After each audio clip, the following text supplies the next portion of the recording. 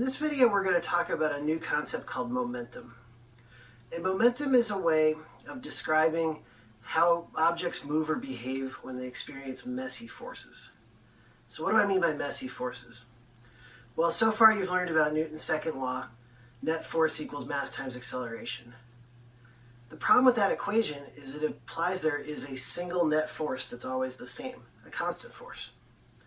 But that's not really accurate for things that are exploding, for things that are crumpling, like this can.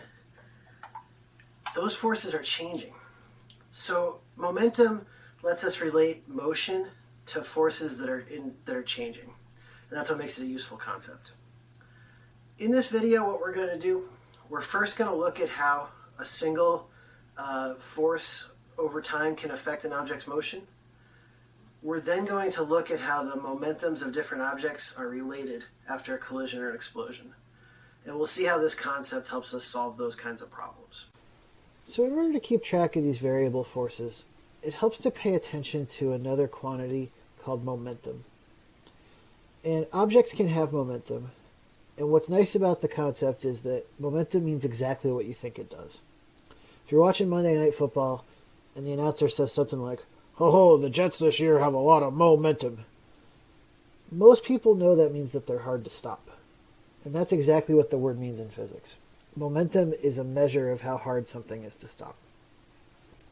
So, what are the two things that could contribute to something having momentum? Well, those are not too hard to guess either. It's very hard to stop a freight train, even if a freight train is moving very slow. And that's because it has a lot of mass. So, mass probably has something to do with momentum. It's also very hard to stop a bullet. And a bullet doesn't have a lot of mass, maybe only a couple grams.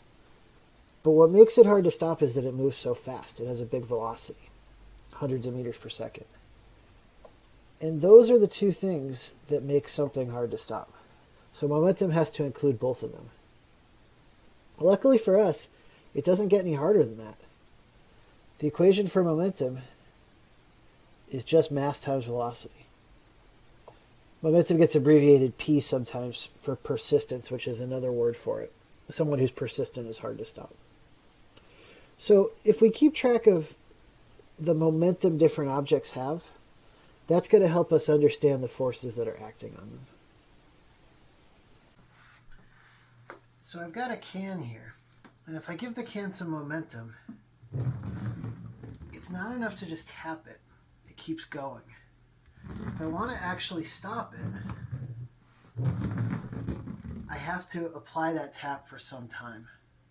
And that's the important thing to understand about momentum.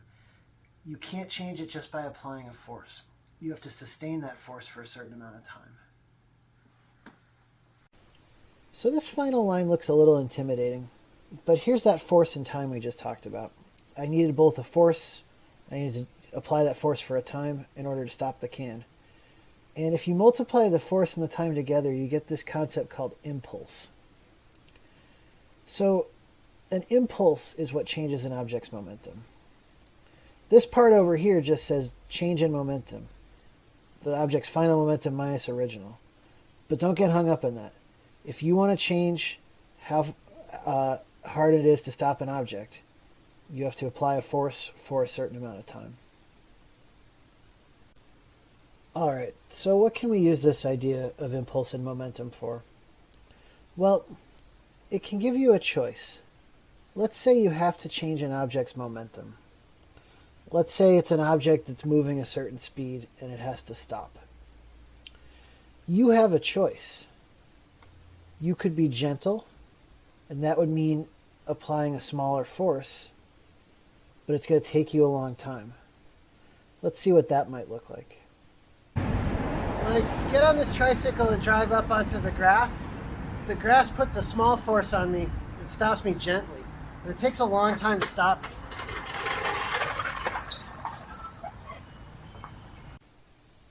You also could be not gentle.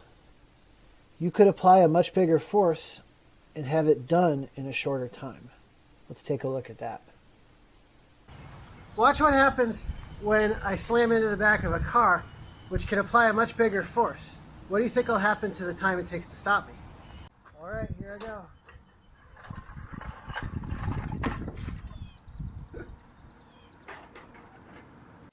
So I hope you now understand the choice you have when you have a momentum and you're going to stop. I tried to have the same momentum both times, and that means in coming to rest, the same impulse had to be given to me. But I did have a choice. I could have a small, gentle force spread out over a long time, or I could have a real harsh force all at once. And that's a choice we always get to make. It's something that's actually baked into your understanding of the world. You've known this since you were a baby. What I'll often do in class when I teach this is I'll lie to students and I'll say, hey, we're going to have a contest over who's going to jump the highest. And I have everybody jump. But what we're doing is not paying attention to the jump, we're paying attention to the landing.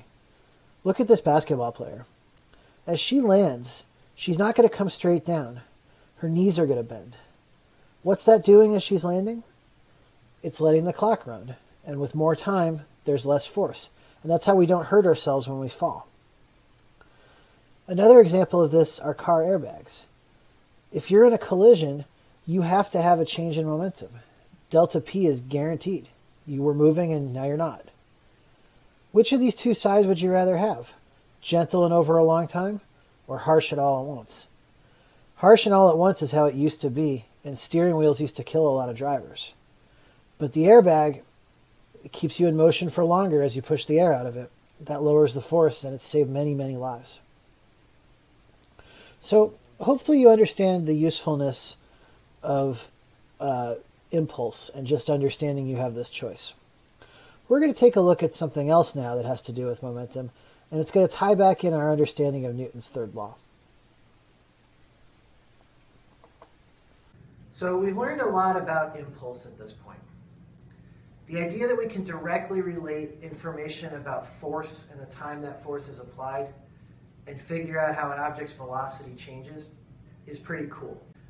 You remember from Newton's third law that if object A puts a force on B, B puts the same force back on A. That implies that the impulses the two objects give are equal because they're putting the same force on each other during the same time. That implies that the change in momentum of the two objects are equal. And that means we can write force out of the equation entirely. It's important, it's there, but we don't have to look at it. We can just look at changes in motion of the objects.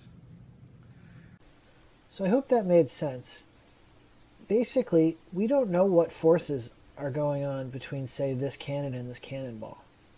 But we do know that the momentum the ball gets in this direction has to be canceled out.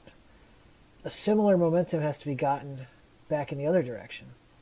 So basically the cannon and the cannonball are going to get the opposite momentum of each other. Now that doesn't mean their motions are going to be the same. We know the cannon's a lot more massive than the ball. Let's take a look at what happens when I start to have objects of different masses put forces on each other. Being able to predict precisely how much more is really important if, for example, what you're designing here is a cannon or a gun. You want one of the objects to move a lot more than the other. So it's a bit challenging to see how momentum was conserved there, but we have to remember that the masses of those two carts were pretty different.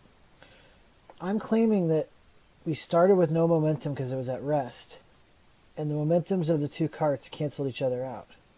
Well, how's that possible? Because one of the carts had a really big mass, and even though it only moved a little bit, that meant that the product of those two numbers was the same as one that had only a tiny mass, but moved a whole lot.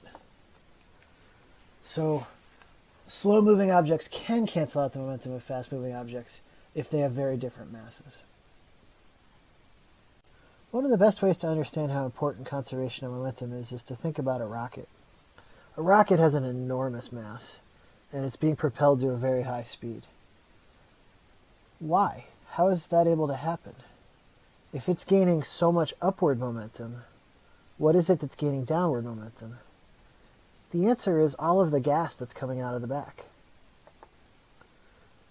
Each individual gas molecule has a tiny mass. it's accelerated backwards at high velocity, and there's so many gas molecules that the momentum of all the gas equals the momentum of the rocket, and that's how the thing actually goes. I hope in this video you feel like you've learned a little bit about why momentum is important. I hope you've enjoyed it and that this helps you think about why objects in your own life move the way they do.